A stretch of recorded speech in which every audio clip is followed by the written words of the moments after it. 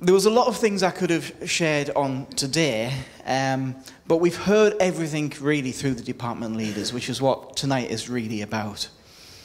And I don't want to go over anything that's already been shared, but there's a couple of things I just want to touch on that haven't been covered by different departments. I'd like to start with Sunday mornings. I am encouraged at the moment. It's great to see how many new people have joined us and are coming along on a Sunday morning, both in person and online. It really has been a blessing. And you mightn't be with us today if you've joined us this year. Some might, but if you're down there and you've joined us in this past year, can I just say a big welcome, and I hope you feel at home. We would like to invite every person who's joined us in the past year or so, because we've not done this before, we'll not be too strict on the dates on this, to have a welcome lunch with us after a church service in a few weeks' time, where we'll share a bit about the church. We'd love to hear a bit about you as well. This will be on February the 4th. Now, everyone who got the announcements piece of paper last week has the wrong date on there. Well, it was right when it was printed, but I changed it today. February the 4th, after the morning meeting. Be great, but we need to know who's coming to that. So if you're able, if you've joined us within the last year or so and you can make it to that, please see Pastor Cliff. He will make a list of names. I'm also encouraged about the change in atmosphere recently. What Dave shared about those, those times where it just feels that we are worshipping as one. We need to chase that. Amen. We need to chase that. Listen, I need to be prepared to come here every Sunday, ready to give my all to my worship. And, there's always peaks and valleys, but we've had some wonderful times in God's presence. We need to chase that. As I shared on Sunday, I want us to press into that. The operation of the gifts. For Sundays to be our filling station. Listen, we don't need to feel bad if we come to church and we feel empty. We come to church and we're empty, we leave full. And that's good. We should be able to head out of here ready to take on the world every week. One of our big focuses last year was the engine room, which is the prayer, not the armory, which is where we keep all of the weapons. It's the Bible where all the swords are. The engine room, the prayer life of the church. If we have no prayer, we have no propulsion. Last year, we really wanted to highlight and lift up the profile of prayer. Part of this was creating more opportunities to pray together. We had small groups. We don't have many of those yet. If you're able to get 2 or 3 people together, once a week, once a month, once or whatever, if you have a little circle of people that you just meet and you think, actually, sometimes when we meet together, we can pray. You can become a little engine room. We don't have many. I'd love to see more of that. And if you can't make it on a Tuesday, if you can't make it to our prayer meetings, you could meet another time with some people. Then I encourage you to do that. We had our first prayer conference day, which was a wonderful day. We are having our next one this coming Saturday. This coming Saturday from 10 o'clock till 4 o'clock. We'll be here and we're praying together, we'll get some teaching together, have some worship together. It's going to be a great day. Can I just say, bring a packed lunch. We'll have a little pause for a packed lunch. Actually, that was one of the highlights last time, was that we had a great time sharing food together as well. So that's this Saturday. Then at the end of September, we started making our bi-weekly prayer meeting a day of prayer and fasting. Now, here's the thing with fasting. It's hard to know how many people are doing it. Because if you're telling me you're doing it, you've missed the point of fasting. But I'd like to encourage everyone, when we do something regularly, it's very easy to sort of, not take it seriously, but please take part in this if you can. If you medically can't fast food, then fast something else, but engage. But if you're fasting, also remember it's prayer and fasting. So it also could be fasting and prayer. There's no point in fasting if we don't pray. If you're able to, come to those prayer meetings, fasted, sharp, and ready to pray. I think it's important that we build this prayer and fasting into our rhythm of church. We're in a season where we're doing it every 2 weeks at the moment. That season might change, but I've not heard anything about it changing yet. So we will continue to do that.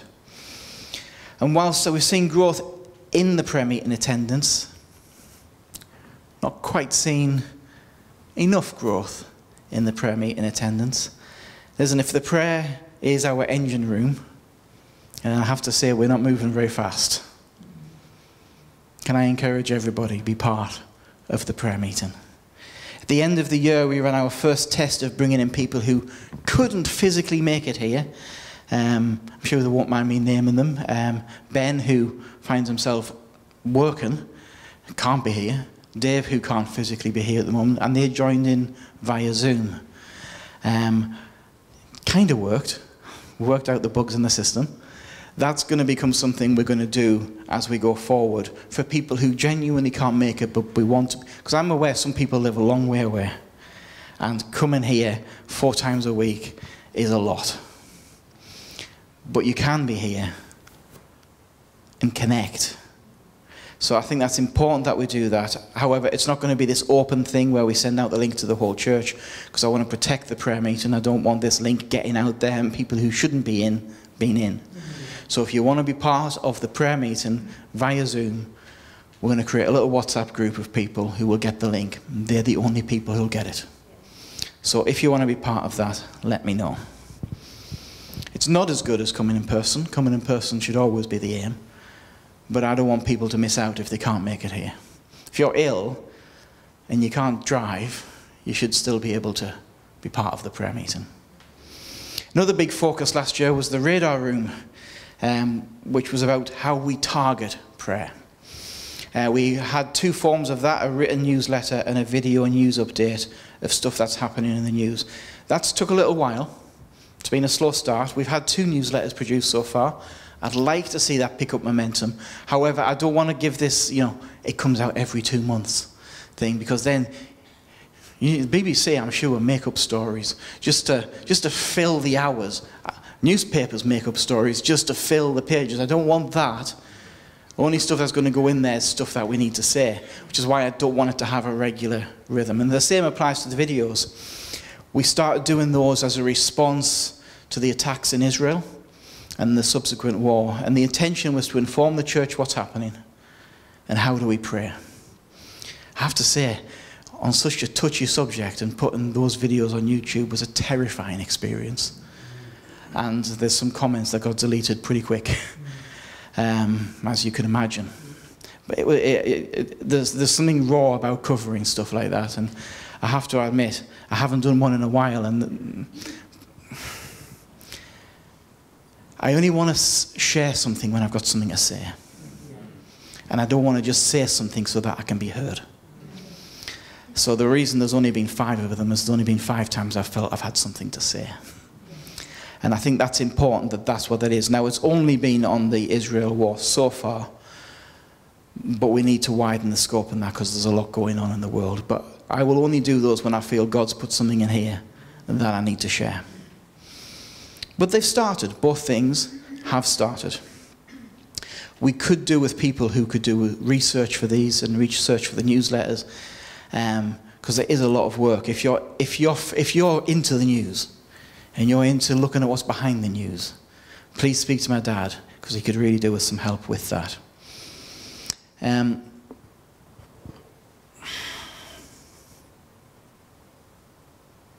You know what? I'm not going to share that. Or that. Or that. Social action and outreach. This year we have a tremendous opportunity on our doorstep. That is Festival Teesside. The biggest evangelistic push that we have seen in our area for years. I have got some leaflets with me tonight for those who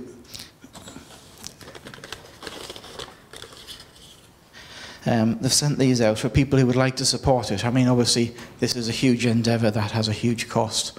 If anyone is interested in supporting Festival Teesside, I'll put some of these out on the table.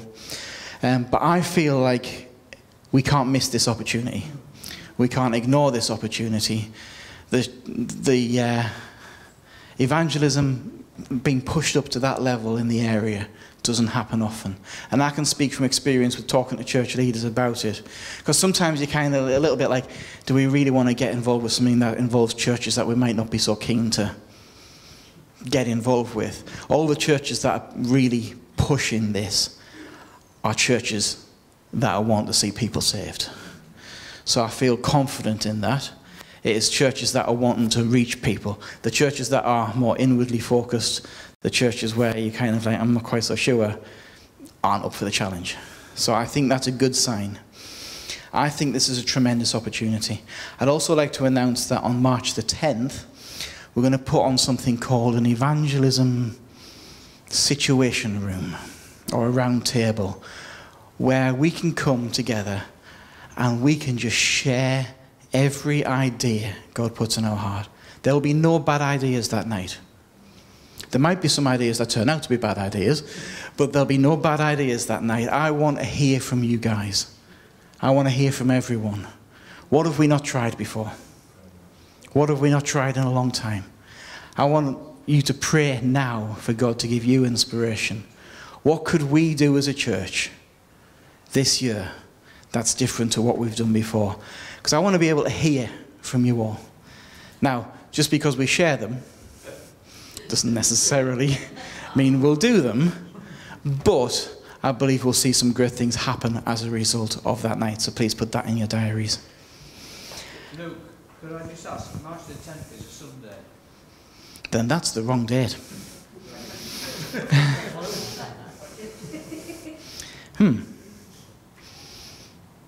I will confirm that date next week. It's in March, on a Tuesday. Might be the 12th. Might be the 12th. You know what? If I didn't get one date wrong, I wouldn't be me. I am encouraged, church, by everything that's going on. We've heard a lot tonight of what's going on. You know, we are not a huge church, but there is so much happening. And that is only because of every person who's helping.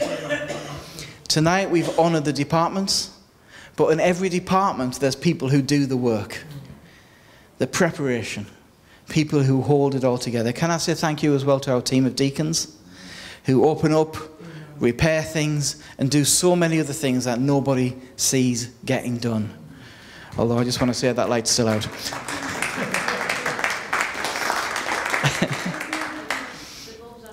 The bulb's on order, thank you very much. One light at a time. We've seen tonight how much good stuff is going on. And to every department, I just want to say thank you. And let's push forward. Let's try new things. Let's reach new people. Without every person who helps and gives up their time, we won't see any of this happening. For those who are looking to connect into something, as you can see, there's plenty of things to choose from. There's plenty of ways to get connected. Can I encourage everybody, be involved in something? Thank you, everybody, for everything you do. We honour you, and we want to see you grow. We want to see you thrive. So may the Lord bless you all, and every department. And I think it'd be good if we could just, as one, just give a thanks offering to everybody who has been part of tonight.